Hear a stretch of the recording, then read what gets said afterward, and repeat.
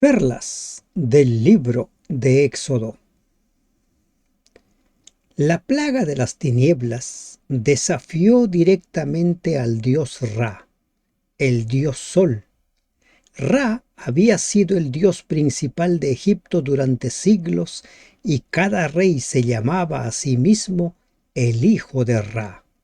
Las creencias de los egipcios sobre sus dioses fueron puestas a prueba, quienes demostraron que no podían compararse con el Dios de los hebreos, el Dios creador. Bendito Dios que estás en los cielos, gracias te damos porque nos permites ingresar al estudio del capítulo 10 del libro de Éxodo. Te pedimos, Padre, que tú nos enseñes tu palabra. En el nombre de Jesús te lo rogamos. Amén. Buen día, hermanos y hermanas de esperanza. Continuamos nuestro estudio diario, un capítulo cada día, versículo a versículo. Procuramos sacar las perlas, esas perlas que nos sirvan a nosotros. Cada perla tiene un significado especial para cada uno de nosotros. No tiene el mismo significado para usted que para mí. Para usted quizás tenga un significado más profundo y otra perla podría ser para mí. ¿Por qué? Porque cada uno de nosotros tenemos una experiencia particular con Dios. Sigamos invitando, animando. Ayúdenme a llegar a más personas a través del estudio de la Biblia. Solo el estudio de la Biblia sistemático, capítulo a capítulo, nos hará cada vez más firmes y fuertes en la fe. No nos conformemos solo con algunas porciones, escudriñémosla versículo a versículo. ¿Qué vamos a encontrar en el capítulo de hoy? Vamos a estudiar las plagas 8 y 9. En esas dos plagas, Dios se manifiesta de una forma particular y esas plagas desafían a los dioses de los egipcios. Además de ello, vamos a entender qué es arrepentimiento y cómo es que en ocasiones las personas dicen estar arrepentidas, pero las evidencias demuestran que no hay tal arrepentimiento. Ingresemos al estudio. Jehová dijo a Moisés: entra a la presencia de Faraón, porque yo he endurecido su corazón y el corazón de sus siervos, para mostrar entre ellos estas mis señales. Cuando nosotros estudiamos la Biblia, debemos hacerlo bajo principios bien establecidos y definidos. Miren, uno de los principios que vengo repitiendo a lo largo de nuestro estudio es que la Biblia no se contradice. ¿Y por qué no se contradice? Porque tiene un solo autor, que es Dios, y Dios no se contradice a sí mismo. Recordemos que la Biblia es inspirada. ¿Qué es lo que quiso transmitirnos Moisés cuando dice que Dios endureció el corazón de Faraón? ¿Qué había en su mente, en su pensamiento, en el momento que escribe de la forma que hizo? Ya ha quedado claro que Dios ha dado a cada ser humano el libre albedrío. Y eso queda refrendado, manifestado en el Edén. Dios pone el árbol de la ciencia del bien y del mal porque el servicio de la primera pareja debe ser consentida, aceptada, decidida voluntariamente. Pero Dios le advierte qué sucederá si come y qué sucederá si no come. Si no come, viviría, y si comía, moriría. De la misma manera, cada uno de los seres humanos goza del libre albedrío, incluso Faraón. Ninguna persona puede vivir sin el libre albedrío. La Biblia también nos habla que todos compareceremos ante el tribunal de Cristo. Y en ese juicio cada uno va a rendir cuenta por sus acciones, por sus actos. Entonces, estos principios deben quedar claros. Y cuando encontramos pasajes como este que dice, porque yo he endurecido su corazón, tenemos que encontrar la respuesta por otro lado. Y no ahí enfrascarnos en que sí, Dios lo endureció. Si Dios endureció a Faraón en contra de su voluntad, entonces Faraón ha sido vulnerado en su libre albedrío. Y Dios, por lo tanto, dejaría de ser amor. ¿Se dan cuenta? ¿Se dan cuenta lo que implica creer, aceptar el hecho de que Dios forzó a Faraón a no creer, forzó a Faraón para que se obstine, para que deje de creer? Muchos principios se rompen. Y hasta aquí estamos viendo en las 7 primeras plagas. Hay declaraciones que dicen que Dios endureció y hay declaraciones que dicen que Él endureció su corazón. Ante la duda, vayamos a lo que es más claro. ¿Y cuál es lo que es claro en la Biblia? Dios es amor y el único servicio válido es por amor. Y en el juicio, cada uno ha de responder por sus obras, por sus acciones, por sus decisiones. Entonces ahora Dios anuncia una plaga tal que dice que por medio de ella Dios manifestaría su poder. Y aquí no solo se refiere al faraón, también habla del corazón de sus siervos. En pocas palabras, muchas personas, si así fuera, habrían sido condenados a la perdición arbitrariamente por Dios. Pero Dios, recuerden, es amor. Y las acciones de Dios nos manifiestan que Dios es amor, a tal punto que Él se encarnó, tomó nuestro lugar, murió en la cruz para salvarnos. En el libro de Ezequiel habla una y otra vez, no quiero yo la muerte del impío. Y para que cuentes a tus hijos y a tus nietos las cosas que yo hice en Egipto y mis señales que hice entre ellos, para que sepáis que yo soy Jehová. La manifestación de poder de Dios sería de tal naturaleza que habría un testimonio que contarse por generaciones. Pero saben, vuelvo a repetir, cuando las personas deciden no creer, ni aun las manifestaciones más poderosas de Dios harán que esa persona crea, y mucho menos que se convierta.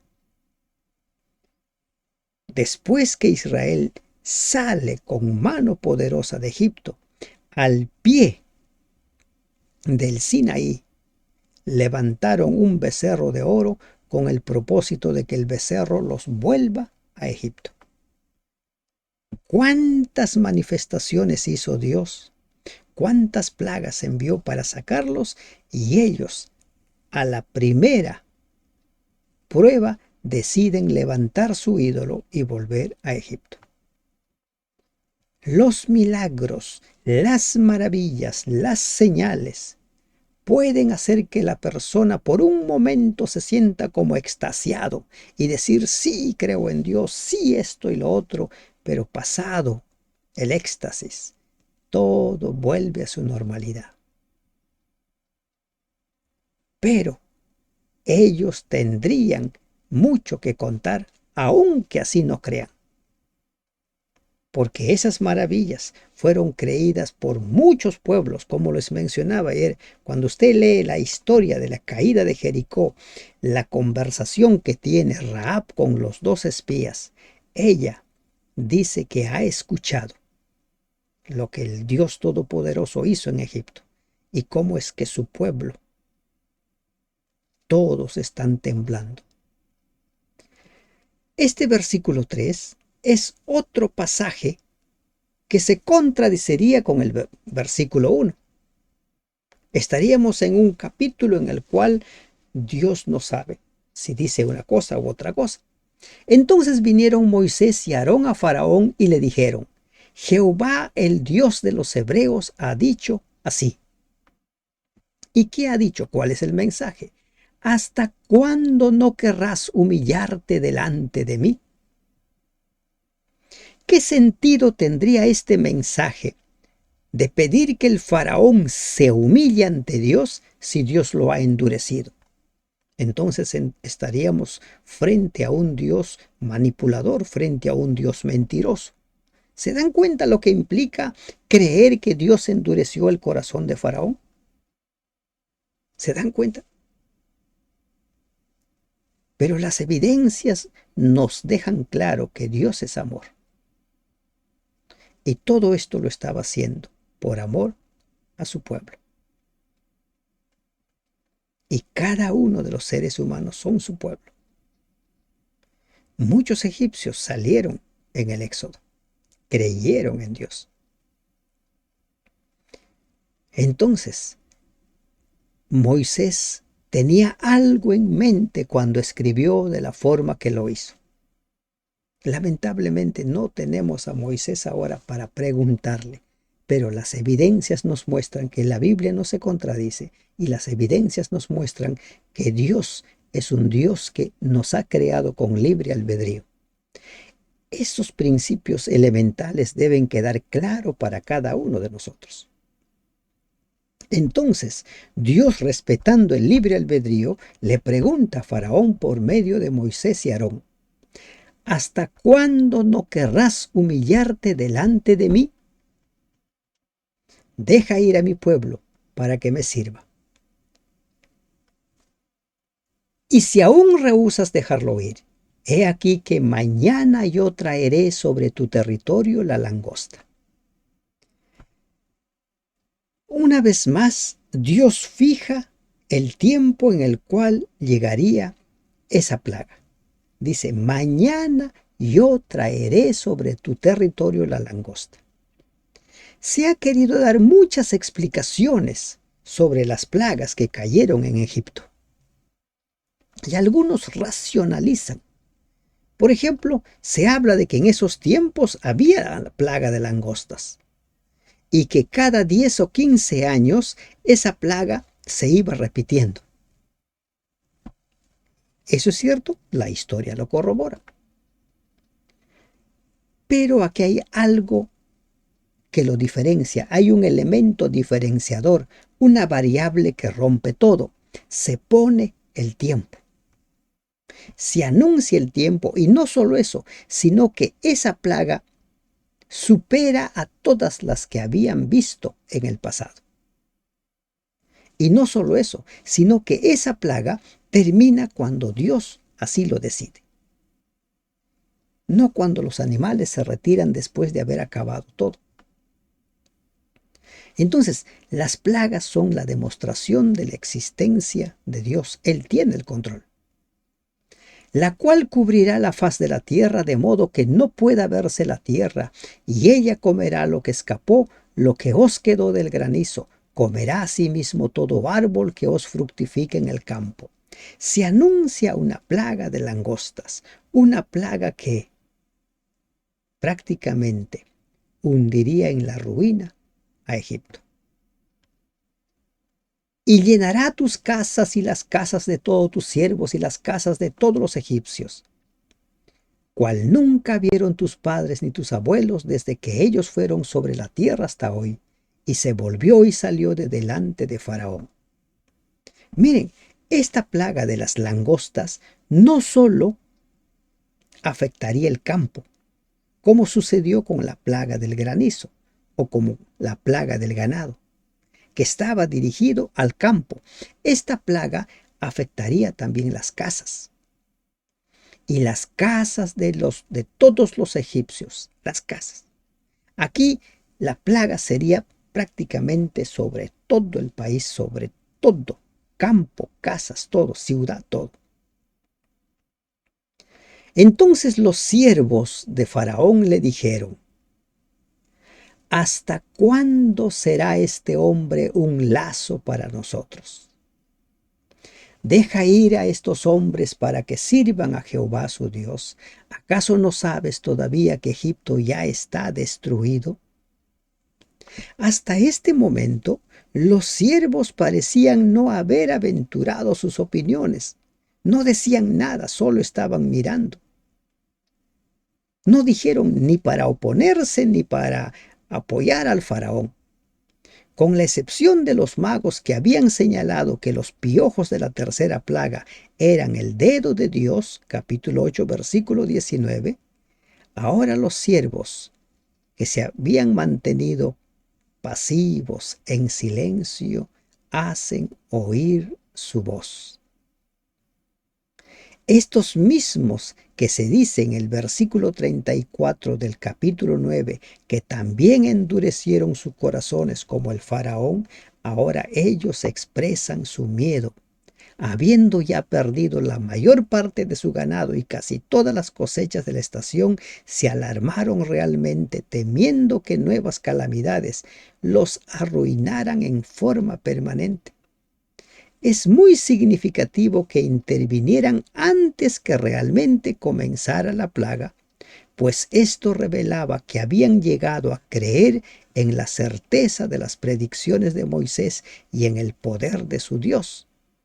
Recuerden que Dios había anunciado antes de que caiga la plaga del granizo, que guarden a sus siervos, que guarden sus ganados, para que no mueran. Algunos habían ya llegado a este punto cuando fue anunciada la plaga del granizo. Muchos creyeron, muchos guardaron sus ganados, guardaron a sus criados. Pero ahora los demás hablan y se dirigen al faraón. ¿Acaso no sabes todavía que Egipto ya está destruido?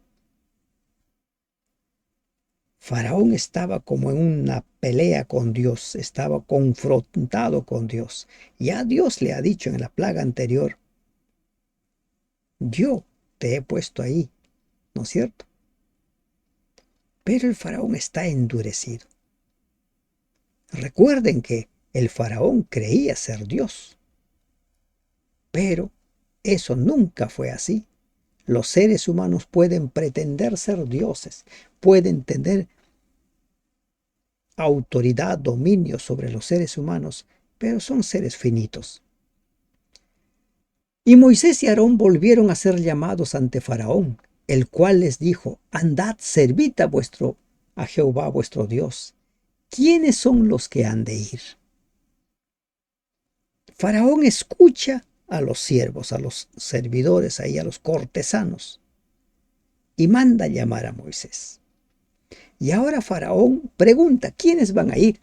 Y Moisés responde, hemos de ir con nuestros niños y con nuestros viejos, con nuestros hijos y con nuestras hijas, con nuestras ovejas y con nuestras vacas. Hemos de ir porque es nuestra fiesta solemne para Jehová. La fiesta solemne. Moisés deja en claro que se van todos, no queda nada, ni animales, ni niños, ni ancianos, se van todos. Y esto no le parece al faraón. Y él les dijo, así sea Jehová con vosotros, ¿cómo os voy a dejar ir a vosotros y a vuestros niños? Mirad cómo el mal está delante de vuestro rostro. Ahora el faraón le dice, tú tienes algo en mente. Hasta aquí se había hablado acerca de ir y servir, ofrecer sacrificios a Dios, y la idea era que ellos volverían. Hasta aquí todavía no se había hablado de que ellos se iban a ir definitivamente, a abandonar Egipto. Y entonces Faraón empieza a sacar sus conclusiones. Mira, dice, cómo el mal está delante de vuestro rostro. Infiriendo por la afirmación de Moisés que los israelitas no tenían la intención de volver, Faraón otra vez se enojó y dijo, tal como se traduce con mayor claridad, así esté Yahvé con vosotros, como voy a dejaros salir a vosotros con vuestros pequeños. Ved como a la vista están vuestras malas intenciones, dice la versión Jerusalén. Esa respuesta refleja desprecio no solo por Moisés y Aarón, sino también por el Señor, ya que había probado mediante las poderosas manifestaciones de su poder que podía hacer con Faraón lo que deseaba. Pero él dice, así Dios esté con ustedes, no los voy a dejar. No será así. Id ahora vosotros los varones, y servid a Jehová, pues esto es lo que vosotros pedisteis. Y los echaron de la presencia de Faraón. Aún esta aparente concesión no tenía un fondo de seriedad. Resalta esto por la expresión id ahora, en la cual es inconfundible la ironía y más todavía por el hecho de que con esas palabras terminó todas sus negociaciones con Moisés y Aarón y los echó de su presencia. Este insulto que antes no les había lanzado muestra que su ira aumentaba al ver más y más claramente que al final tendría que rendirse. Y él se estaba dando cuenta. Se van a ir. Entonces Jehová dijo a Moisés, extiende tu mano sobre la tierra de Egipto para traer la langosta, a fin de que suba sobre el país de Egipto y consuma todo lo que el granizo dejó. Y extendió Moisés su vara sobre la tierra de Egipto, y Jehová trajo un viento oriental sobre el país todo aquel día y toda aquella noche, y al venir la mañana, el viento oriental trajo la langosta. Generalmente las langostas vienen con un viento, ya que no pueden volar lejos sin su ayuda. En este caso, un viento del este las habría traído del norte de Arabia, una región donde con frecuencia se crían grandes cantidades. Pero en ese lugar no se escuchó de una plaga tal. Y aquí encontramos una gran perla para nosotros. La forma como obra Dios. ¿Qué necesidad tenía Dios de que Moisés extienda su mano? Dios puede hacerlo todo solo. Pero ahí encontramos la cooperación divino-humana. Y esa cooperación divino-humana se hace presente en la proclamación del Evangelio. Dios puede muy bien por medio de sus ángeles o él mismo evangelizar al mundo entero, pero la cooperación divino-humana siempre está presente. Nos da el privilegio de ser instrumentos suyos. Y ahora en esta plaga de las langostas, Dios obra por medio de Moisés y Aarón. Una vez más que vemos la cooperación divino-humana. Tú también puedes ser un instrumento en la mano de Dios. Y subió la langosta sobre toda la tierra de Egipto, y se asentó en todo el país de Egipto, en tan gran cantidad como no la hubo antes ni la habrá después. Y cubrió la faz de todo el país, y oscureció la tierra, y consumió toda la hierba de la tierra, y todo el fruto de los árboles que había dejado el granizo. No quedó cosa verde en árboles ni en hierba del campo, en toda la tierra de Egipto. Esta fue una plaga que asustó al faraón. Esta fue una plaga que devastó aún más Egipto. Egipto, el imperio todopoderoso, estaba tambaleando. ¿Por qué? Porque el Dios todopoderoso había descendido para liberar a su pueblo, pero los dioses estaban oponiéndose a él. Nunca perdamos de vista el gran conflicto en medio de todas estas declaraciones, en medio de todas estas plagas, en medio de Satanás allí haciendo guerra contra Dios. Nunca perdamos de vista esto. Y cuando usted quiere, ¿no es cierto?, llegar a la conclusión de que Dios endureció el corazón del faraón, nunca pierda de vista el gran conflicto. Ahí está Dios, ahí está Satanás. Allí está el gran acusador. Como les dije anteriormente, si Dios se hubiera endurecido el corazón del faraón y le hubiera quitado el libre albedrío, Satanás tenía argumentos suficientes para acusar a Dios de ser un Dios injusto, de ser un Dios que condena la muerte a inocentes. Nunca perdamos de vista. Entonces ahora en esta plaga, cual nunca fue, las langostas estaban destruyendo todo y el faraón se llena de miedo. ¿Y qué hace el faraón ahora? Entonces Faraón se apresuró a llamar a Moisés y Aarón y dijo: he pecado contra Jehová vuestro Dios y contra vosotros. ¿Qué encuentra aquí usted? Aparentemente encontramos aquí como un arrepentimiento: he pecado, como aquel que se da cuenta de su pecado y empieza a confesar su pecado. Mas os ruego ahora que perdonéis mi pecado, solamente esta vez, y que oréis a Jehová. Una vez más, Faraón pide a Moisés que ore a Jehová por él. ¿Saben? Hay muchas personas que cuando se ven frente a una amenaza, cuando ven que viene algo que los supera a ellos, entonces hacen como que se arrepienten. Hay muchos casos de falsos arrepentimientos, como las personas que son descubiertas en su pecado y dicen: me arrepiento. Y supuestamente se arrepienten y por un tiempo están compungidos y con el paso del tiempo vuelven a lo mismo. ¿Qué es el arrepentimiento? El arrepentimiento es el proceso en el cual se da los siguientes pasos. Soy consciente de mi camino, de mi pecado. Siento dolor por ese pecado y reconozco que ese no es el camino a seguir. Confieso mi pecado y decido tomar el camino de Dios. El arrepentimiento tiene como propósito cambiar a la persona, porque hay un antes y hay un después. Hay un cambio en el estilo de vida, hay un cambio en la forma de pensar. Eso es el arrepentimiento. Y cuando pasan los días, se van viendo los efectos en la persona cambia. Pero cuando las personas vuelven a hacer lo mismo, simplemente ha sido miedo o ha sido por ahí remordimiento, cualquier otra cosa menos arrepentimiento. Y lo que hace Faraón aquí, lo hace hoy en día mucha gente cuando se ve envuelta en problemas y sienten como que todo se les complica y como que todo va a ir en contra de ellos, entonces se sienten aparentemente arrepentidos. Pero alguno podrá decir: ¿y por qué Dios le respondió positivamente? Allí tenemos nosotros al Dios de las segundas oportunidades.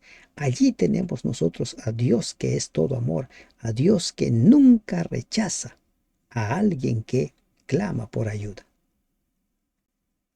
Solamente esta vez que oréis a Jehová, vuestro Dios, que quite de mí al menos esta plaga mortal.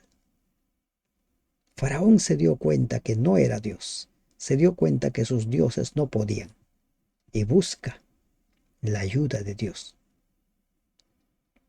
He pecado. Pero ¿qué sucede? Salió Moisés de delante de Faraón y oró a Jehová.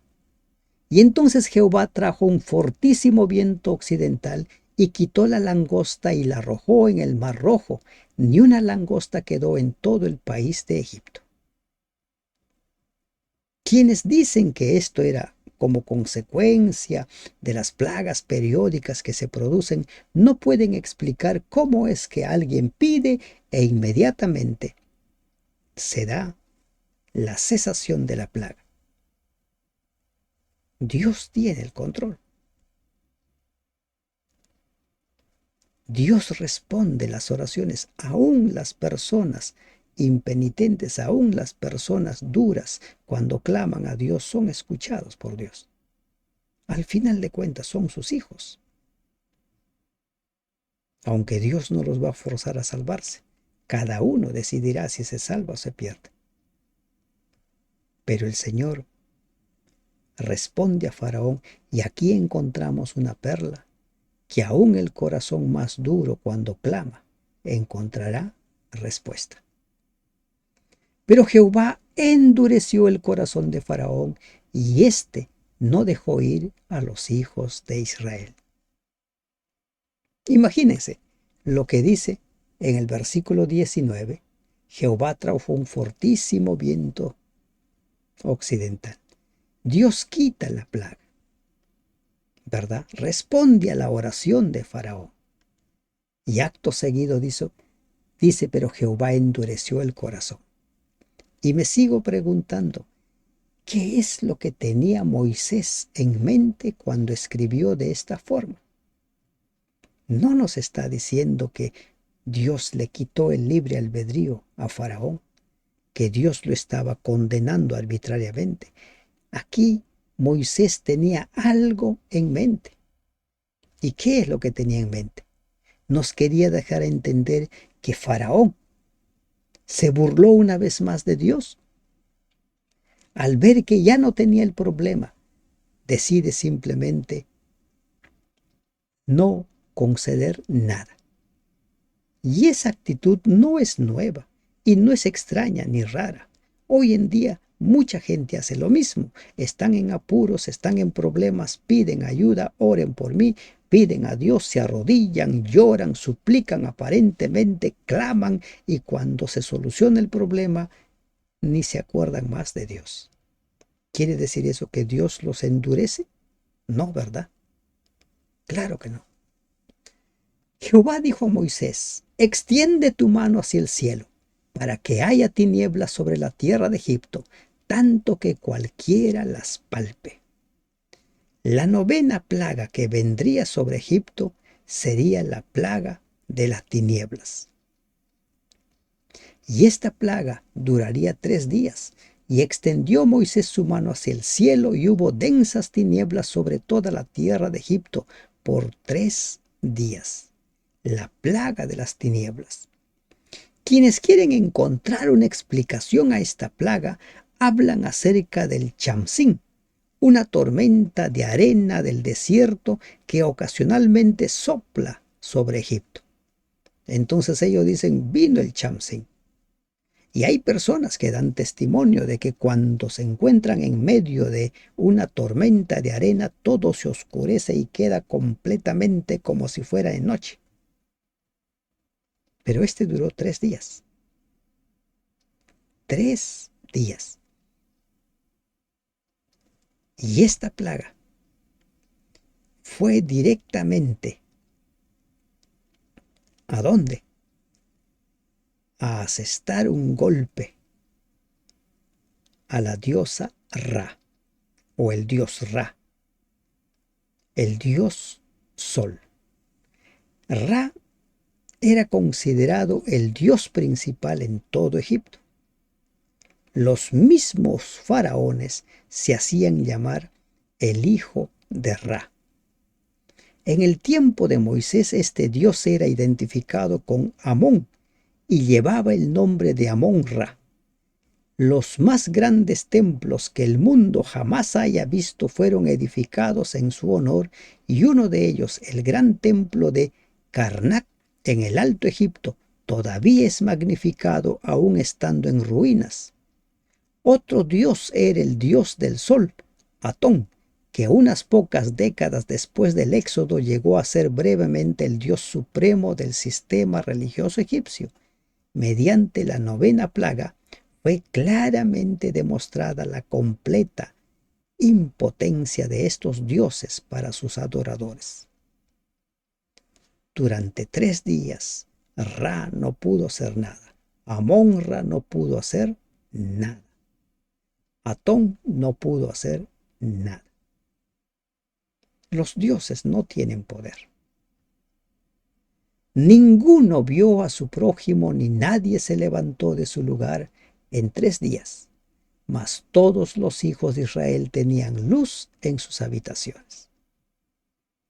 Una vez más, Dios hace diferencia entre su pueblo y los egipcios.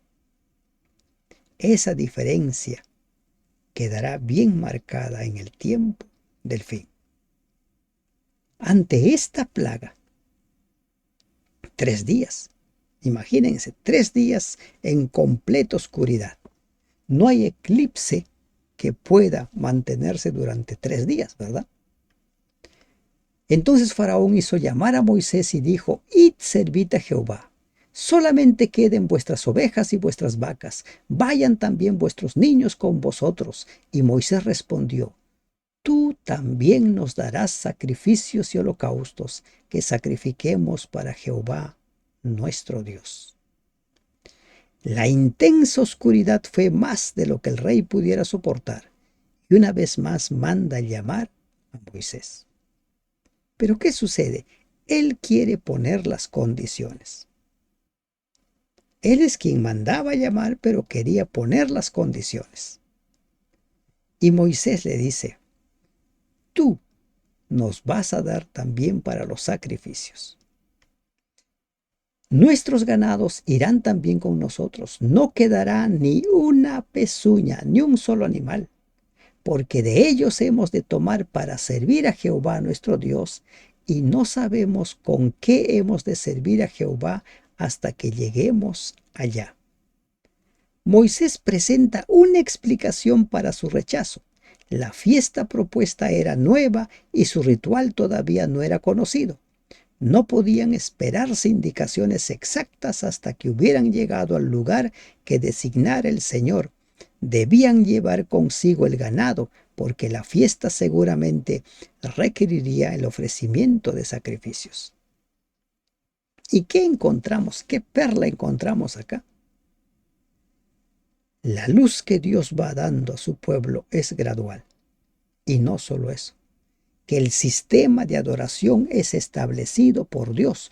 No es una ocurrencia de Moisés, de Aarón o de alguno del pueblo. ¿En qué consiste la adoración? Es establecido por Dios. ¿Cómo se adora? Es establecido por Dios. ¿Se dan cuenta? Nosotros no determinamos cómo adoramos, sino que nosotros adoramos como Dios lo ha establecido. Y en esta parte, en la declaración de Moisés, queda claro. Y no sabemos con qué hemos de servir. El Señor nos ha dicho: camino de 3 días deben ir, y allí deben presentarse.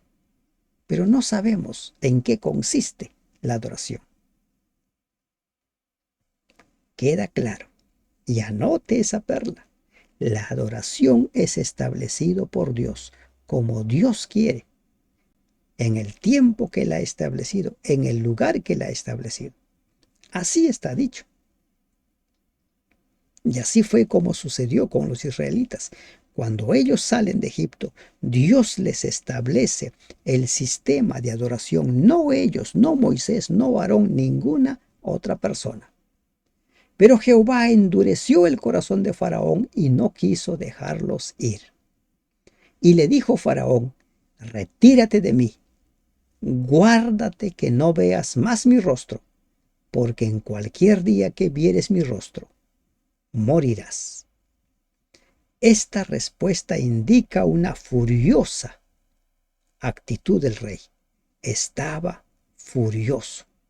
El rey comprendía que Moisés lo privaría del trabajo gratuito del cual Egipto había disfrutado por tanto tiempo. Su gran furor le hizo perder todo dominio propio y rudamente le ordenó a Moisés que no volviera bajo pena de muerte.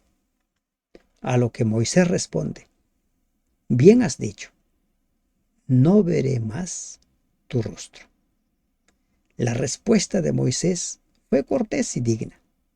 El representante de una nación de esclavos estuvo delante de su cruel amo con un completo dominio de la situación. Sus palabras implican que Moisés acogió bien la decisión real, puesto que serían inútiles futuras entrevistas. No veré más tu rostro, le dice Moisés. Y esas palabras tan solo expresaban aquiescencia a la orden del rey.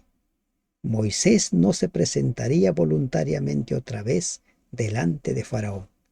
Sería Faraón quien le llamara, y lamentablemente le llamaría en un momento muy duro para decirle simplemente que se vayan, que tomen todo y se vayan. Y eso lo veremos 2 capítulos más adelante, cuando estudiemos o un capítulo más adelante cuando estudiemos la muerte de los primogénitos. ¿Con qué perla se queda usted?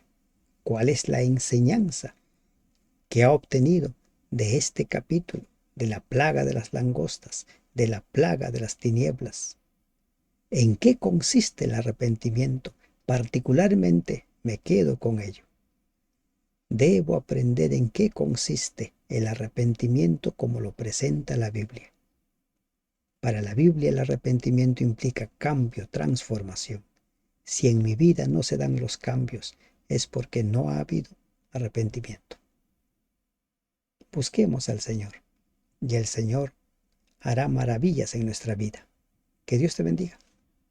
Amén.